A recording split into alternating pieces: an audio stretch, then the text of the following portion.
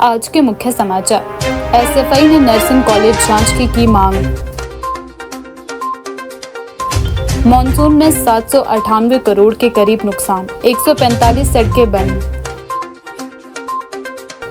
शिमला में उगर हुए तहबाजारी। लोअर बाजार में सीवरेज कार्य से लोगों की बड़ी परेशानी। फीस वृद्धि के विरोध में एबीवीपी का हल्ला बोल। 21 अगस्त से शुरू होगा हिमाचल विधानसभा का मॉनसून सत्र। अब समाचार विस्तार से। राजधानी शिमला में रेहड़ी पटरी विक्रेताओं को हटाने के विरोध में आंदोलन लगातार तेज होता जा रहा है। शुक्रवार को कालीबाड़ी हॉल में तहबाजारी यूनियन का बड़ा अधिवेशन आयोजित किया गया, जिसमें बड़ी संख्या में तहबाजारियों ने हिस्सा लिया। इस दौरान प्रदेश सरकार और नगर निगम के खिलाफ जमकर नारेबाजी भी की गई। अधिवेशन के दौरान प्रदर्शनकारियों ने कहा कि पिछले 1 महीने से लगातार धरना प्रदर्शन और आंदोलन किया जा रहा है, लेकिन सरकार और प्रशासन पर इसका कोई असर दिखाई नहीं दे रहा है। उनका आरोप है कि सरकार उनके समस्याओं को सुनने के बजाय उन्हें नजरअंदाज कर रही है। प्रदर्शनकारियों ने भावुक होकर कहा कि सरकार ने हमारा जीना हराम कर दिया है। लोग भूखे मरने की स्थिति में पहुंच चुके हैं। हमारे परिवारों का पालन पोषण करना मुश्किल होता जा रहा है, लेकिन सरकार को हमारी कोई भी चिंता नहीं है। तहबाजारियों का कहना है कि नगर निगम द्वारा उन्हें जिन स्थानों पर बैठने की अनुमति दी जा रही है वे व्यापार के लिए उपयुक्त नहीं है। उनका आरोप है कि उन स्थानों पर ग्राहकों की आवाजाही बेहद कम है, जिसके कारण उनकी बिक्री नहीं हो पा रही है और रोजी रोटी का संकट भी गहराता जा रहा है। प्रदर्शनकारियों ने कहा कि नगर निगम सुप्रीम कोर्ट के निर्देशों की भावना के अनुरूप कार्य नहीं कर रहा है। उनका आरोप है कि वर्षों से शहर में आजीविका चला रहे रेहड़ी पटरी विक्रेताओं को बिना प्रभावी पुनर्वास से हटाया जा रहा है। उनका कहना है कि पहले वैकल्पिक और उपयोग स्थान उपलब्ध करवाया जाना चाहिए, इसके बाद ही किसी भी प्रकार की हटाने की कार्यवाही होनी चाहिए। उन्होंने कहा कि सरकार को गरीब और मेहनतकश वर्ग की आजीविका की रक्षा करनी चाहिए। उन्होंने मांग की है कि सभी प्रभावित तहबाजारियों को ऐसा स्थान दिया जाए जहां वे सम्मान पूर्वक अपना रोजगार जारी रख सके। सर, हमारा उद्देश्य यही है कि जो आपने देखा होगा कई दिनों से शिमला में जो तहबाजारियों को उजाड़ा जा रहा है और तहबाजारियों का जो हाल कर रखा है इन्होंने पूरे शिमला में, तो आप लोगों ने भी ये देखा है इन्होंने क्या हाल कर दिया पूरे शिमला के, ये सब लोग जानते हैं। आप आज हमारे को तकरीबन 1 महीना हो गया सड़कों पे चले हुए, लेकिन सबसे बड़ी दुख की बात यह है कि अभी तक इस सरकार के कान में कोई जू नहीं रेंगी है, क्योंकि इसमें हजारों लोगों के जो रोजगार है, रोजी रोटी है, वो दांव पे लगी हुई है। तो आज हम लोगों का जो अधिवेशन हो रहा है, इसमें हम लोग पूरे शिमला के तहबाजारी इकट्ठे हुए हैं और एक रणनीति बनाई जा रही है कि इनके खिलाफ कैसे खड़ा हुआ जाए, क्योंकि ये सबकी रोजी रोटी का मसला बन गया है। पहले इन्होंने सिर्फ लोअर बाजार पे एक्शन लिया, फिर आपने देखा होगा मतलब इन्होंने हर जगह से कसम खा लिया कि गरीबों को कहीं शहर में टिकने नहीं देना है और इनको उजाड़ना ही है। इनका कोई ये मसला नहीं है कि लोगों के रोजगार पे कोई लात पड़ रही है, कुछ पड़ रही है, इनकी सेहत पे इस बात से ना कोई फर्क नहीं पड़ रहा। और सबसे दुख की बात यह है कि एक ऐसी सरकार आ गई है कि इनको ये लग ही नहीं रहा कि इनके लिए कोई रोजगार की अभी पैदा किया जाए, क्योंकि चलो उठाना उठा दो, आप उठाओ, ऐसी कोई बात नहीं है, लेकिन कम से कम ऐसा सिस्टम चलाओ कि लोगों का रोजगार प्रभावित ना हो, लोग भूखे तो ना मरे। कहीं ऐसी जगह हमारे को बसाया जाए जहां हमारा रोजगार चले। हम इतने दिनों से बोल रहे हैं कि जहां आप जगह दे रहे हैं वो कामकाज के लायक जगह नहीं है, और इन्होंने तब भी लोगों का ना एक तरह से ये बोले कि जीना हराम कर दिया इस सरकार ने। ना इनको लोगों की पड़ी है कि क्या कर रहे हैं, और इसी के लिए आज हम लोग इकट्ठे हो रहे हैं। शायद हम लोग अब इकट्ठे हो गए इनके खिलाफ कुछ ऐसे सख्त एक्शन लेंगे जो अभी तक हमने सोचा नहीं था, क्योंकि हमारी रोजी रोटी का मसला हो गया हुआ है। अब हम पूरे शिमले की तहबाजारी इकट्ठी हो रही है, तो हम सरकार के खिलाफ खड़े होंगे और एकजुट होकर खड़े होंगे। सर, आप लोगों ने देखा होगा कि लक्कड़ बाजार से आपने कई बार इंटरव्यू सुने होंगे, लक्कड़ बाजार के व्यापार मंडल वालों के आपने कई बार इंटरव्यू सुने होंगे कि ये लोग सड़कों पर सस्ता सामान बेचते हैं और इससे हमारी दुकानदारी बड़ी प्रभावित होती है। आप लोगों ने कई बार सुना होगा, कईयों से सुना होगा, कोई 1-2 से नहीं सुना होगा। तो इनको लगता है कि हमारी इनसे दुकानदारी प्रभावित हो रही, पर ऐसा कुछ नहीं है। जो आता है ना सामान खरीदने बाजार में आता है, वो रला मिला सामान खरीदने आता है। जैसे अब हम तहबाजारी बैठे हैं, तो कई लोग ऐसे आते हैं कि वो तहबाजारियों से सामान खरीदने आते हैं, कई लोग ऐसे आते हैं जो दुकानदारों से भी सामान खरीदने आते हैं। लेकिन इन लोगों की ना ये गलतफहमी हो गई, इनके दिमाग में बैठ गई बात बैठ गई है कि तहबाजारी सस्ता सामान बेचती है और हमारी दुकानों में इससे हमारे रोजगार को फर्क पड़ रहा है। लेकिन भैया ऐसा कुछ नहीं है। अगर आपने कहीं दुकानदारों ने अगर अपनी रोजी रोटी बचानी है ना, तो इनको चाहिए बड़ी बड़ी मल्टीनेशनल कंपनियां हैं जो लोगों को सामान बेच रही है। वॉलमार्ट हो गया, आप देखो यहाँ शिमला वॉलमार्ट आने वाला है, फिर देखना इनके पेट में कैसी लात पड़ेगी। अच्छा, इससे पहले अमेज़न है, फ्लिपकार्ट है, ये लोग इनका रोजगार मार रहे हैं, लेकिन इनके खिलाफ बिल्कुल आवाज नहीं कर रही, क्योंकि इनको पता है इनका कुछ होना नहीं है। अब ये तो एक गरीब तबका है, इनको झरकाएंगे, कमेटी के पास जाएंगे, बड़े बड़े लोगों के साथ मिले हुए हैं, तो इनके साथ मिलकर इनको पता है कि इनको उठाना आसान है, इनके खिलाफ आवाज इनके मुंह से निकलेगी नहीं, वहाँ ये बिल्कुल गूंगे बन जाएंगे, आप देखते रहिएगा। ये सर हम जो हमसे जो सामान खरीदते हैं ना, मीडियम क्लास भी आता है, लो क्लास भी आता है, कई ऐसे लोग हैं जिनकी देखो आप आजीविका जो चल रही है, सरकार पे नौकरियां तो दे रही है, लेकिन नौकरियां क्या दे रही है, 10,000 12,000 पे तनख्वाह पे लगे हुए हैं जो लोग लगे हुए। हमारे होटल के मजदूर है और मजदूर है जो सड़कों पे काम कर रहे हैं, उनका सारा बजट हिट चलता है सर। 12,000 रुपए में 11,000 रुपए में लोगों की घर नहीं चलते हैं। 12,000 तो सिर्फ बच्चों की दवाइयों में या फीसों में खर्च हो जाएगा, बाकी लोग कहाँ से काम करेंगे। तो हम लोगों से सामान खरीदते हैं, इसी वजह से इन लोगों का भी बजट सही रहता है और इनका जो घर का है ना पूरा सिस्टम बढ़िया चलता है हर महीने। लेकिन जब से हम लोग नहीं बैठ रहे ना, आप देखोगे कि बाजार में भी रौनक नहीं है, चाहे लोग जो मर्जी बोलते हो, बाजार में रश नहीं है। क्योंकि जब बाजार में लोग आते हैं ना, वो रला मिला सामान खरीदने के लिए आते हैं कि चलो यार थोड़ा तय बाजारियों से लेंगे, सस्ता मिल जाएगा। थोड़ा बड़े लोग जो आते हैं वो इसी मारे वो दुकानों से भी सामान खरीदते हैं। तो बाजार में एक तरीका का मेला लगा रहता है। अब मार्केट तो और भी है साइड में, आउटसाइड में देखी होगी आपने, शोरूम्स बने हैं, लेकिन वहां इतना काम क्यों नहीं होता? क्योंकि वहां तय बाजार ही नहीं है, इतनी रौनक नहीं है जैसी लोअर बाजार में रौनक है, या हमारे शिमला में राम बाजार में रौनक है, लक्कड़ बाजार में रौनक है। तो ऐसा कुछ नहीं है, किसी का जो है ना, कोई किसी का रोजगार नहीं छीन सकता, लेकिन ये कईयों के दिमाग में ना ये गलत धारणा पैदा हो गई हुई है।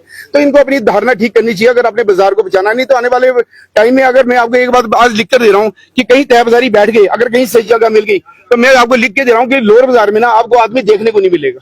और ये बात सही बात है, बिल्कुल होगा सर। हमारी अब रोजी रोटी की ना, हमारे जो सर से है ना पानी टप गया हुआ है। अब हम जो हो सकेगा ना हमारे से, हम वो करेंगे। हम सरकार के खिलाफ भी जाएंगे, कारपोरेशन के खिलाफ भी जाएंगे। अब हमें जो करना पड़ेगा ना, हम वो लोग करेंगे। बड़ी दुख की बात है, हम लोकल एमएलए से भी मिले हैं, सीएम साहब से भी मिले हैं और अपने मेयर साहब से भी मिले हैं। सबसे बड़ी बात यह है, जब इलेक्शन का टाइम था तो जो हमारे लोकल एमएलए है ना, इन्होंने हमें बोला था कि आप लोगों के लिए ऐसा प्रबंध करूंगा जब मैं आऊंगा 5 साल के अंदर अंदर, कि आपके लोगों की रोजी रोटी कभी प्रभावित ना हो। आप लोगों के लिए ऐसी जगह तय करूंगा कि जहां आप लोगों की रोजी रोटी चले। तो हम इस सिलसिले में ना इनसे तकरीबन 4 बार मिल चुके हैं, आज दिन तक तकरीबन 4 बार जा चुके हैं। लेकिन बड़े दुख की और अफसोस की बात है, हमने इनको इतना समर्थन दिया, इनके साथ खड़े रहे, जब इनको जरूरत थी हम इनके कंधे के साथ कंधा मिलाकर खड़े रहे। लेकिन आज इन्होंने हमारे को ऐसे निकाल दिया जैसे वो दूध में से मक्खी निकालते ना, वैसे निकाल दिया। अब ये लोग क्या है, इनका रुझान हो गया बड़े लोगों की तरफ, क्योंकि बड़े लोगों से इनको फंड भी मिलता है, पैसा भी मिलता है। तो हम लोग छोटे लोग हैं, हम सिर्फ वोट देते हैं, तो वोट की तो इनको जरूरत है नहीं है। वो जरूरत पड़ेगी 8-9 महीने बाद पड़ेगी जरूरत, शायद तब इनको एहसास होगा कि नहीं, इन गरीबों की भी वोटों की हमारे को जरूरत है। अभी इनको जरूरत नहीं है, क्योंकि अभी कुर्सी की गर्मी इतनी होती है ना, वो दिमाग से ऊपर निकलती है।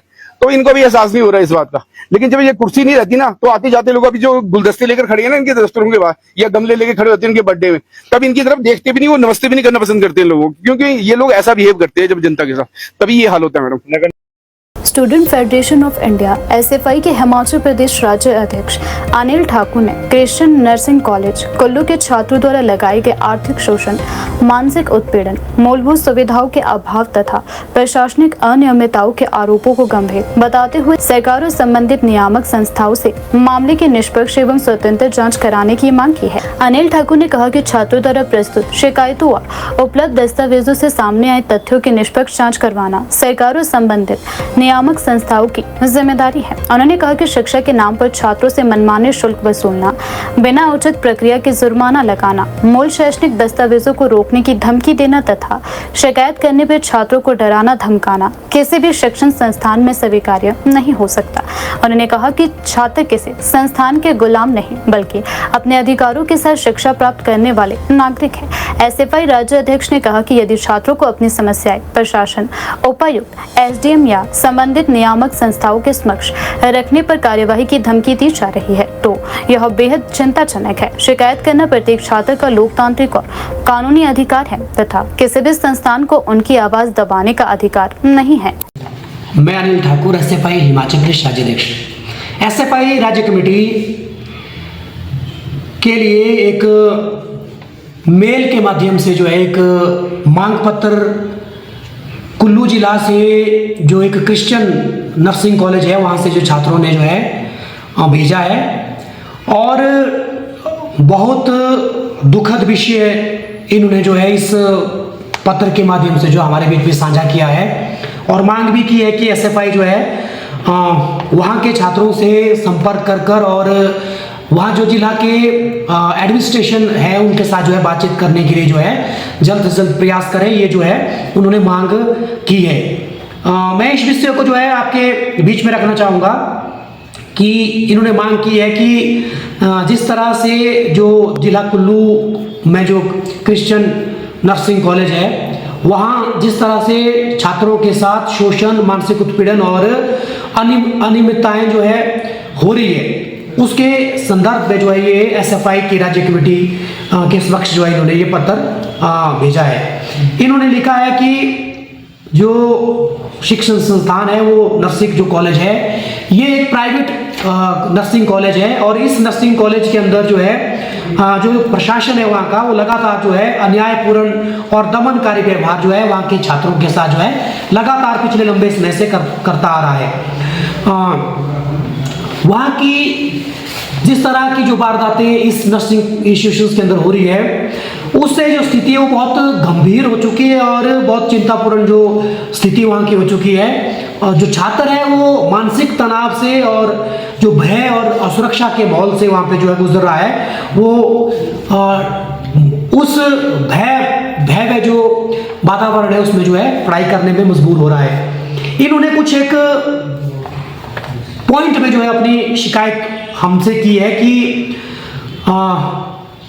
जिस तरह से वहाँ का जो एडमिनिस्ट्रेशन है वो उसके काम करने के तौर तरीके हैं या वो जो छात्रों को मानसिक रूप से जो प्रताड़ित करने के जो तरीके हैं इन्होंने लिखा है कि मनमाने रूप से जो है वहाँ पे जुर्माना जो है छात्रों के ऊपर लगाया जा रहा है, अवैध शुल्क और आर्थिक शोषण जो है किया जा रहा है, छात्रों पर बिना किसी पूर्ण सूचना के भारी भरकम जो जुर्माना लगाया जा रहा है, एक ही कोर्स में अलग अलग छात्रों से अलग अलग प्रवेश शुल्क जो है लिया जा रहा है। जैसे अगर आप देखेंगे इसकी वेबसाइट, अगर जो क्रिश्चियन नर्सिंग कॉलेज है, अगर इसकी वेबसाइट अगर आप देखेंगे, इसमें जो सरकारी कोटा है जिसको हम जेएनएम का कोर्स हम कहते हैं, उसकी फीस 60,200 रुपया है और जेएनएम मैनेजमेंट का जो कोटा है उसकी जो फीस है 90,000 जो इसका जो है कोटा है मैनेजमेंट कोटे की जो फीस है। जो नर्सिंग जो बीएससी नर्सिंग होती है उसकी फीस 60,400 के आसपास की जो इसकी फीस है और जो बीएससी नर्सिंग जो मैनेजमेंट कोटे से जो होती है उसकी फीस 1,40,200 रुपये के बावजूद जो है इतनी जो है इसकी फीस जो सालाना ली जाती है। इसके बावजूद इन्होंने लिखा है कि जो छात्रों से अतिरिक्त शुल्क जो है और हॉस्टल्स जो में छात्र रहते हैं उनसे जो है अतिरिक्त शुल्क जो है लिया जाता है और छात्रों से जो वहाँ पे जो है ना तो छात्रों को जो साफ पानी की पीने की जो व्यवस्था की जाती है और ना ही जो है दूसरी जो कई जो मूलभूत सुविधाएं उनसे जो है छात्रों को वंचित रहना पड़ता है। कॉलेज ने छात्रों की 10वीं और 12वीं एवं अन्य मूल जो शैक्षणिक प्रमाण पत्र है अपने पास रखे हुए हैं। यदि कोई छात्र किसी अन्य संस्थान में जाना चाहता है तो उसको अनुमति नहीं दी जाती है। तो हम ये देख सकते हैं कि किस तरह की तानाशाही जो है जो प्राइवेट जो नर्सिंग कॉलेज है, जो प्राइवेट ये जो क्रिश्चियन नर्सिंग कॉलेज वहाँ कुल्लू का है, इसकी जो किस तरह की तानाशाही और दादागिरी जो है वहाँ पे छात्रों के ऊपर चल रही है। हॉस्टल की दयनीय स्थिति एवं स्वास्थ्य संबंधी गंभीर समस्याएं, छात्रों ने ये आरोप लगाया है कि वहाँ के जो हॉस्टल्स के कमरे हैं उनका रख रखाव जो अत्यंत खराब है और बरसात में कमरों की छतों से जो पानी टपकता है, इसके साथ साथ जो सीवरेज की पाइपें हैं वो पूरी तरह से बदबू मारती है, वो लीकेज वहाँ पे जो होता है और पीने का साफ पानी जो है छात्रों को वहाँ जो मुहैया नहीं हो रहा है। इसके साथ साथ जो भोजन की जो नियमितता जो गुणवत्ता है वो अति नियमित है, मतलब वो बहुत ही खराब घटिया क्वालिटी का जो खाना जो छात्रों को वहाँ परोसा जा रहा है। हिमाचल प्रदेश विश्वविद्यालय में फीस वृद्धि, छात्रों की विभिन्न समस्याओं और क्रमिक अनशन पर बैठे विद्यार्थियों की मांगों की अनदेखी के विरोध में शुक्रवार को अखिल भारतीय विद्यार्थी परिषद एबीवीपी ने शिमला स्थित उपायुक्त कार्यालय के बाहर जोरदार प्रदर्शन किया। बड़ी संख्या में विद्यार्थी परिषद के कार्यकर्ता और छात्र प्रदर्शन में शामिल हुए। इस दौरान विश्वविद्यालय प्रशासन के खिलाफ जमकर नारेबाजी की गई और छात्र हितों से जुड़े मुद्दों पर तत्काल कार्यवाही की मांग भी उठाई गई। प्रदर्शन के दौरान एबीवीपी कार्यकर्ताओं ने आरोप लगाया कि विश्वविद्यालय प्रशासन लगातार फीस में बढ़ोतरी कर छात्रों पर अतिरिक्त आर्थिक बोझ डाल रहा है। उनका कहना था कि बढ़ती फीस के कारण विशेष रूप से मध्यम वर्ग और आर्थिक रूप से कमजोर परिवारों के विद्यार्थियों के लिए और शिक्षा प्राप्त करना कठिन होता जा रहा है। उन्होंने आरोप लगाया कि छात्रों की समस्याओं के समाधान के बजाय प्रशासन उनकी आवाज को दबाने का प्रयास कर रहा है। एबीवीपी नेताओं ने कहा कि विश्वविद्यालय में अपनी मांगों को लेकर क्रमिक अनशन पर बैठे छात्रों की समस्या समस्या को गंभीरता से लेने के बजाय प्रशासन उन्हें लगातार नजरअंदाज कर रहा है। इससे विद्यार्थियों में भारी आक्रोश है और छात्र समुदाय अपने अधिकारों के लिए सड़कों पर उतरने को मजबूर हो गया है। प्रदर्शन को संबोधित करते हुए एबीवीपी नेता कुणाल ने कहा कि शिक्षा किसी भी विद्यार्थी का मौलिक अधिकार है और विश्वविद्यालय प्रशासन का दायित्व है कि वह छात्रों की समस्याओं को सुने और उनका समाधान निकाले। उन्होंने कहा कि विश्वविद्यालय प्रशासन को आंदोलन कर रहे छात्रों की आवाज दबाने के बजाय उनसे सकारात्मक संवाद स्थापित करना चाहिए। यदि छात्र अपनी जायज मांगों को लेकर शांतिपूर्ण तरीके से आंदोलन कर रहे हैं तो उनकी बात सुनी जानी चाहिए और मांगों पर गंभीरता से विचार भी किया जाना चाहिए। उन्होंने प्रशासन से मांग की है कि फीस वृद्धि के निर्णय पर तत्काल पुनः विचार किया जाए, क्रमिक अनशन पर बैठे छात्रों से वार्ता कर उनकी मांगों का समाधान किया जाए तथा छात्र हितों को सर्वोच्च प्राथमिकता दी जाए।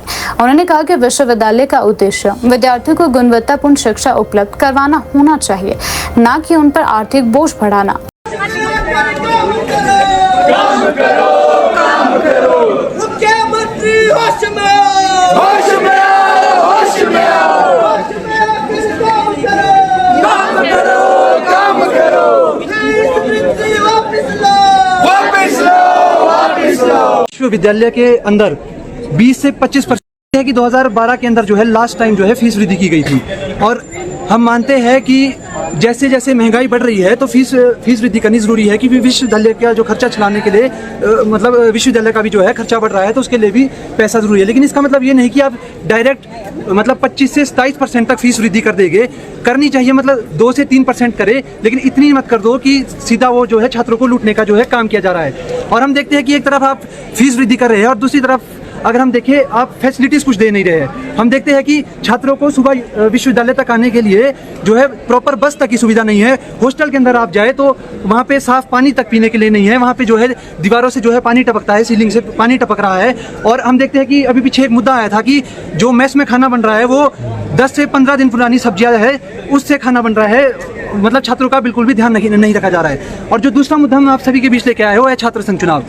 छात्र संघ चुनाव जो मतलब कि स्टूडेंट पॉलिटिक्स, जो आदमी पॉलिटिक्स में जाना चाहता है, जो उसका बेस स्ट्रॉन्ग करने का काम है, वो छात्र संघ चुनाव करता है। और हमें हमारे इस अधिकार से अभी तक जो है वंचित रखा गया है और प्रदेश सरकार कहती है कि ये ऐसी अहिंसा का कारण होता है। अब जवानी का खून है, मतलब कि जो बच्चे हैं कॉलेज में है इस टाइम गर्म खून होता है तो थोड़ी बहुत जो है बहस वसाई चल पड़ती है, लेकिन उस टाइम के अकॉर्डिंग आज कंडीशन जो है, आज प्रशासन बहुत ज़्यादा मजबूत है तो इन चीज़ों को कंट्रोल किया जा सकता है आसानी से। हम देखते हैं बाकी प्रदेश के अंदर भी तो छात्र संघ चुनाव होते हैं और अहिंसा होती है, तो इसका मतलब ये थोड़ी ना कि वहाँ पे छात्र संघ चुनाव नहीं होते। और मेरी इस मंच के माध्यम से कि प्रदेश सरकार को खुली चेतावनी है कि आज तो हम लोग यहाँ पर जो है धरना प्रदर्शन कर रहे हैं, अगर हमारी मांगे जो है पूरी नहीं की गई तो हम प्रदेश भर के अंदर जो है धरना प्रदर्शन करेंगे और वो दिन दूर नहीं कि हम जो है विधानसभा तक का भी घेराव करेंगे, हमारी जब तक मांगे पूरी नहीं होगी।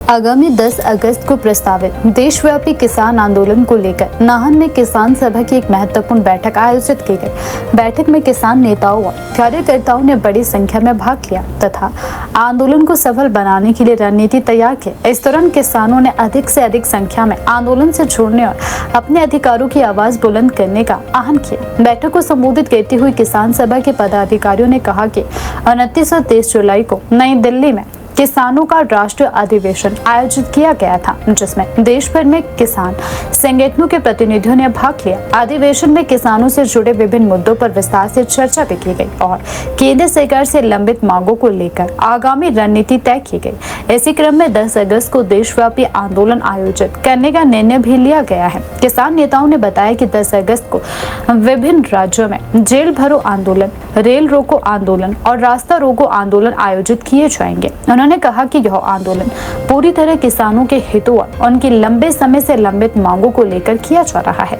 किसानों का आरोप है कि वर्ष 2021 के किसान आंदोलन के दौरान केंद्र सरकार की ओर से कई महत्वपूर्ण आश्वासन दिए गए थे, लेकिन आज तक उन पर पूरी तरह अमल नहीं किया गया है। बैठक में वक्ताओं ने बताया कि किसान आंदोलन समाप्त होने के समय प्रधानमंत्री की ओर से किसानों की कई प्रमुख मांगों को पूरा करने का भरोसा दिया गया। इसमें किसानों को न्यूनतम समर्थन मूल्य, एमएसपी पर कानूनी गारंटी, बिजली संशोधन विधेयक को वापस लेने, किसानों के हितों के खिलाफ बताए जा रहे प्रावधानों को समाप्त करने तथा छोटे किसानों के ऋण राहत जैसे मुद्दे प्रमुख थे। किसान नेताओं का कहना था कि इन वादों को अभी तक पूरा नहीं किया गया, जिससे किसानों में व्यापक नाराजगी है। किसान सभा के पदाधिकारियों ने कहा कि खेती की लागत लगातार बढ़ रही है। खाद, बीज, कीटनाशक, डीजल, कृषि उपकरणों की कीमतों में वृद्धि ने किसानों की आर्थिक स्थिति को और कमजोर कर दिया है। इसके बावजूद किसानों को उनकी फसलों का लाभकारी मूल्य नहीं मिल रहा है। उन्होंने कहा कि यदि सरकार किसानों की समस्याओं के समाधान के लिए ठोस कदम नहीं उठाती है तो आंदोलन को और व्यापक बनाया जाएगा।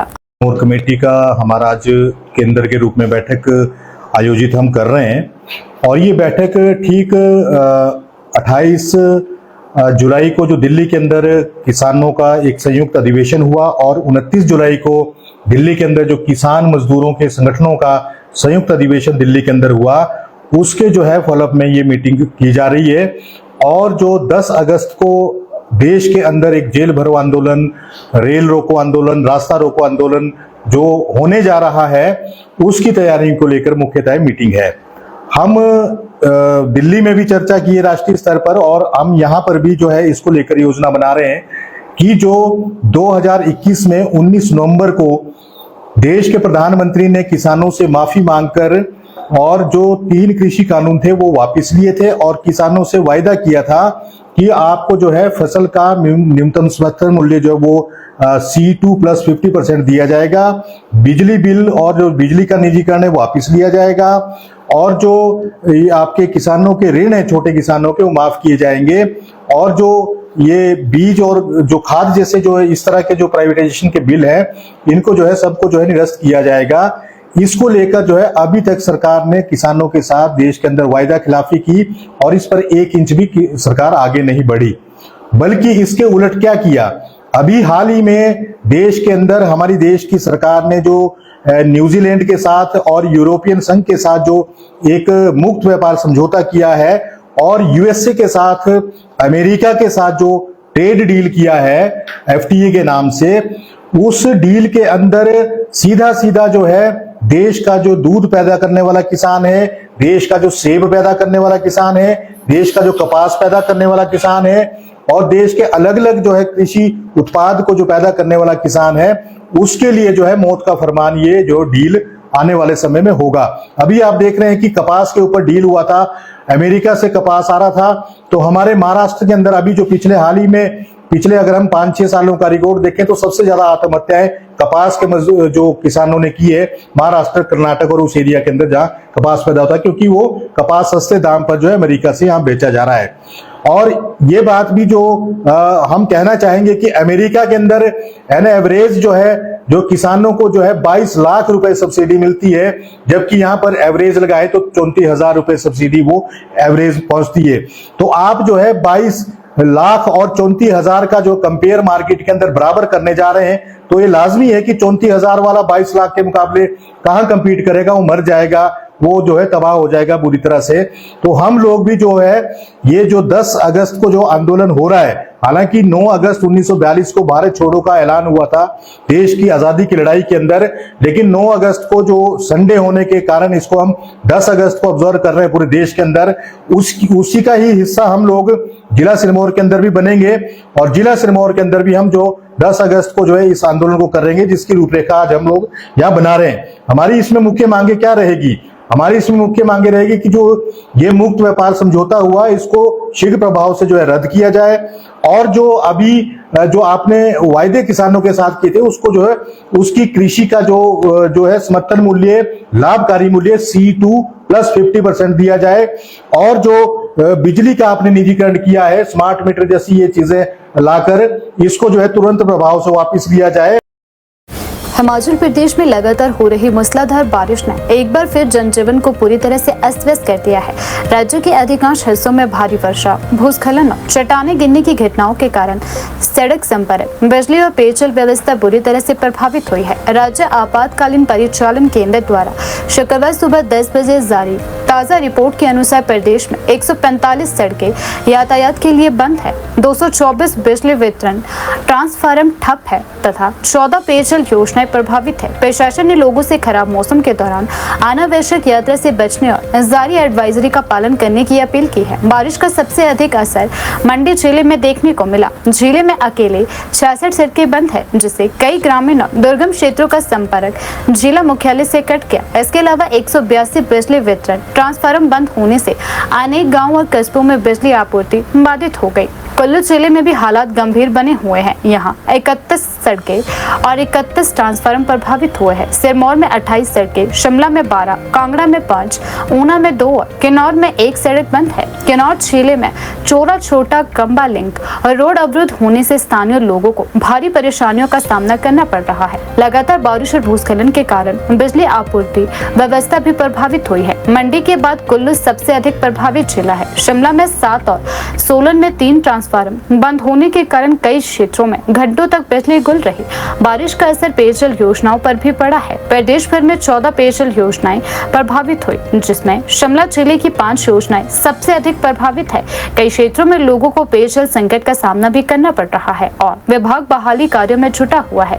राज्य सरकार द्वारा जारी मानसून क्षति रिपोर्ट के अनुसार 30 जून से 6 अगस्त 2026 के बीच बारिश, बाढ़ और भूस्खलन और अन्य प्राकृतिक आपदाओं के कारण 142 लोगों की मौत हो चुकी है, जबकि 224 लोग घायल हुए हैं।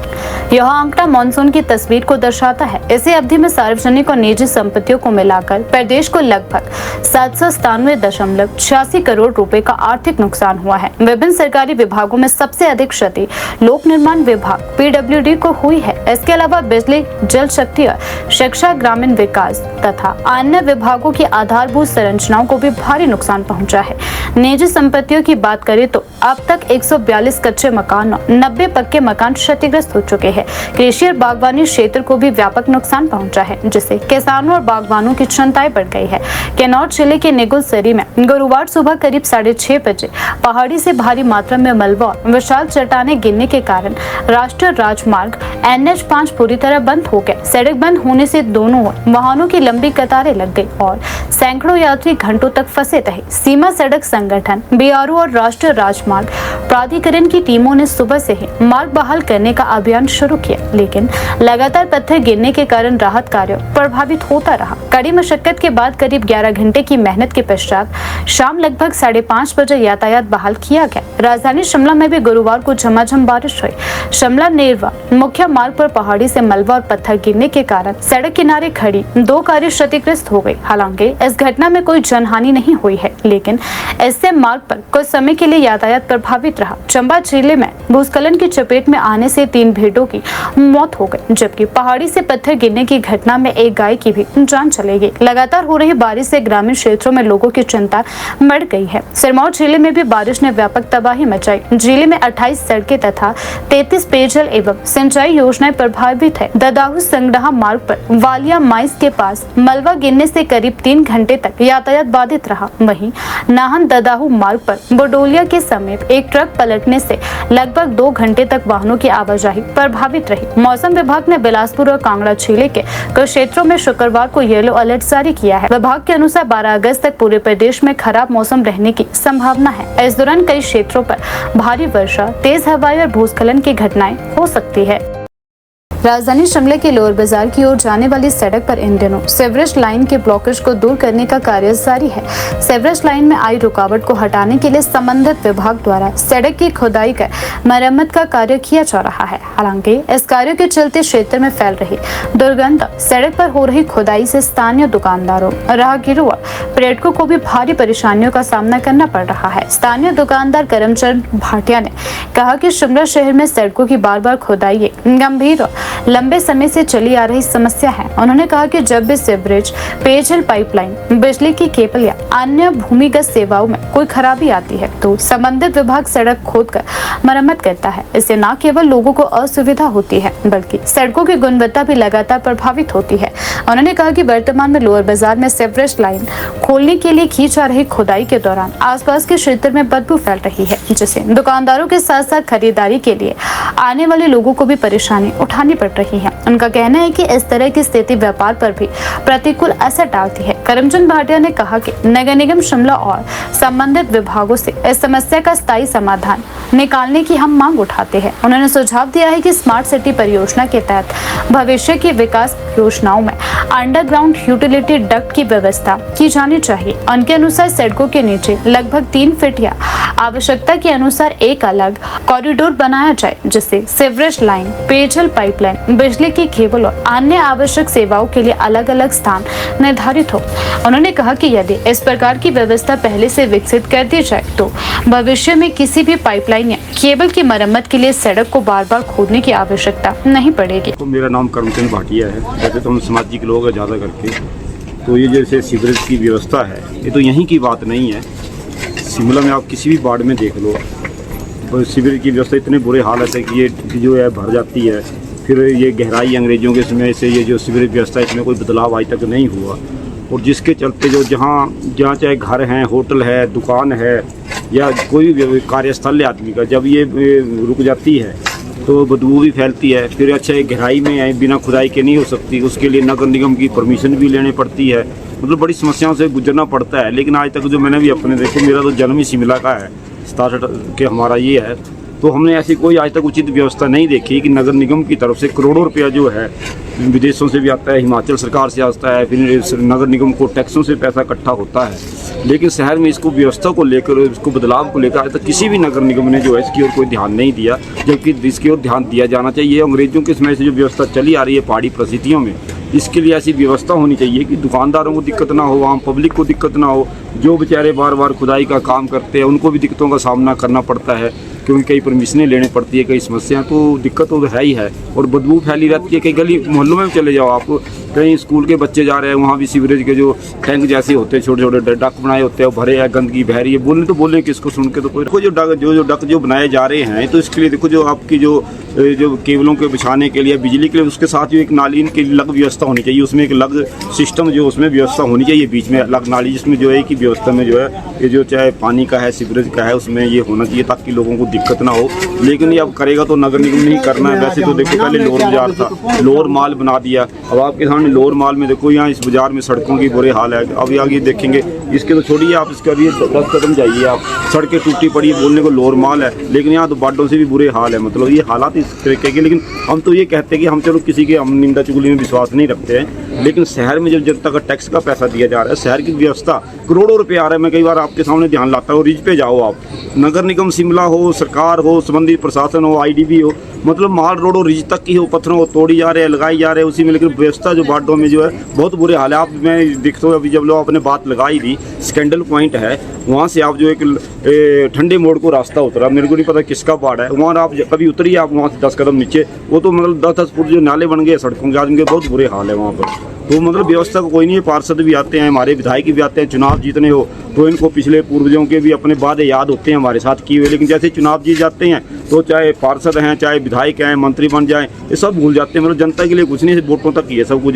जब वोट लेने तब इनको सब कुछ याद है, उसके बाद ना बात विचार करते हैं, ना मिलते हैं। फिर तो अपना आगे निकल गए, क्योंकि अब स्टेटस मिल गया, विधायक बन गए, मंत्री बन गए, अब जनता से क्या लेना, अपना काम निकल गया, जनता जाए जहाँ जाना, यही बात है।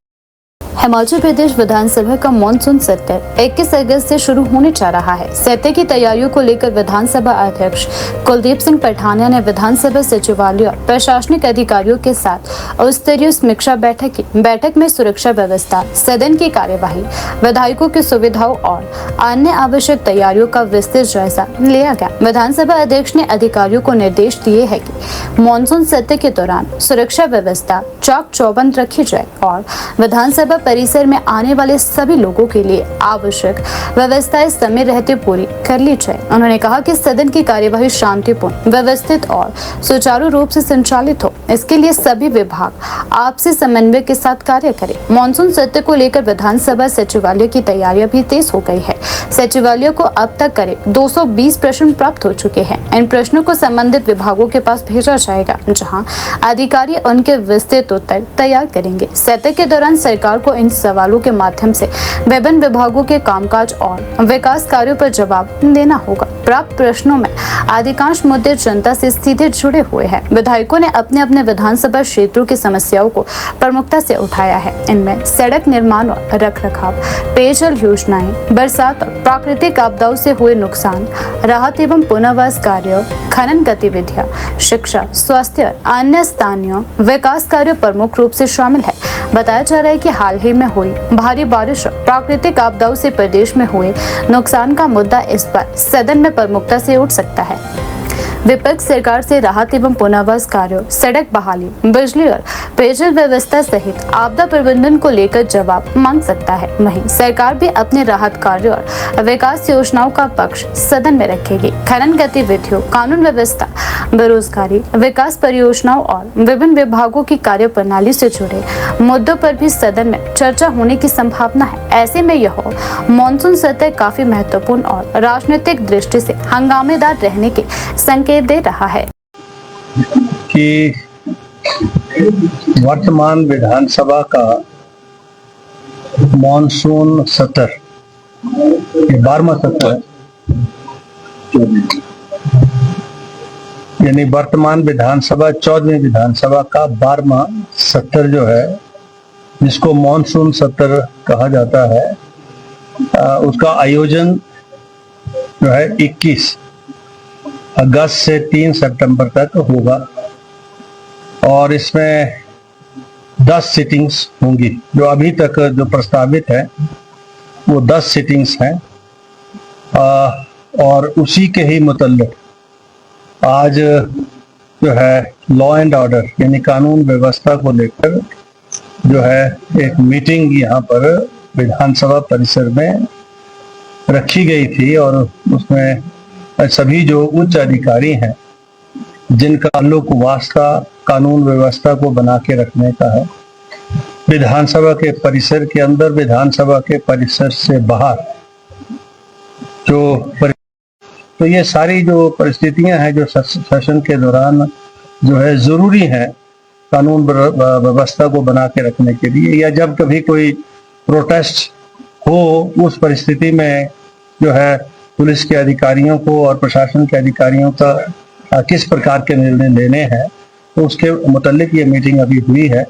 और मुझे उम्मीद है क्योंकि ये 12वां सत्र है, अब तक जो 11 सत्र हुए हैं वहाँ लगभग सभी जो सत्र विधानसभा के 14वीं विधानसभा के हुए हैं, कानून व्यवस्था ठीक प्रकार से बनी रही है और इस सत्र में भी बनी रहेगी, ऐसा मुझे पूर्ण विश्वास है। और जो अधिकार क्षेत्र है, जो विधानसभा का अधिकार क्षेत्र है, जो हमारा एज स्पीकर अधिकार क्षेत्र है, कानून व्यवस्था को बना के रखने के लिए जो है उसका प्रयोग किया जाएगा ताकि किसी भी प्रकार से कानून व्यवस्था ना बिगड़े और सत्र का संचालन बड़े शांतिपूर्ण ढंग से हो। सभी सामान्य सदस्यों को अपने अपने विचारों की अभिव्यक्ति के माध्यम से अपने चुनाव क्षेत्रों के और हिमाचल प्रदेश के जो विषय हैं उन पर जो है अंदर चर्चा में वो भाग ले सकते। अभी सवाल आना शुरू हुए हैं और अभी तक उसकी जो मीटिंग है वो हम करेंगे लास्ट में, कि हमारे पास जो है 20 तारीख को शायद, क्योंकि 21 सत्र है तो 20 को हम ये सारी सूचना मीडिया के माध्यम से हिमाचल प्रदेश की जनता को देंगे कि हमारे पास कितनी सूचनाएं आना शुरू हो गई हैं और अभी तक जो है प्रश्नों की सूचना आना शुरू हो गई है। कुछ नोटिस भी से आना शुरू हुए हैं, 130 के भी आए हैं, 62 के भी आए हैं, 61 के भी आए हैं। वो नोटिस हमने सारे जो है सरकार को जो है प्रेषित कर दिए जवाब के लिए, और ये कंसोलिडेटेड हम आपको सत्र से एक दिन पहले जो प्रेस को हम बुलाते हैं और प्रेस के माध्यम से हिमाचल प्रदेश की जनता को हम वो जानकारी देते हैं कि कितने प्रश्न जो है ओरल कितने आए हैं, रिटर्न कितने आए हैं, किन किन नियमों के तहत जो चर्चाएं आई हैं, सूचनाएं आई हैं, उसकी जानकारी हम उस वक्त आपको देंगे। ऐसा है कि हिमाचल प्रदेश की विधानसभा देश की कम विधानसभाओं में, मतलब कम विधानसभा है देश की जो लगभग 35 दिन या 30 दिन या उससे ज्यादा चलती हैं। हिमाचल प्रदेश विधानसभा ने अपनी जो नियम है उन नियमों के माध्यम से इस बात को सुनिश्चित किया कि विधानसभा 35 दिन साल में कम से कम चलेगी। ये हमारे नियम बना दिया। अगर हम जो है वो सिटिंग्स ना कर पाए तो हाउस के पास पावर रहती है कि वो उसकी एग्जम्पशन जो है वो हाउस देता है।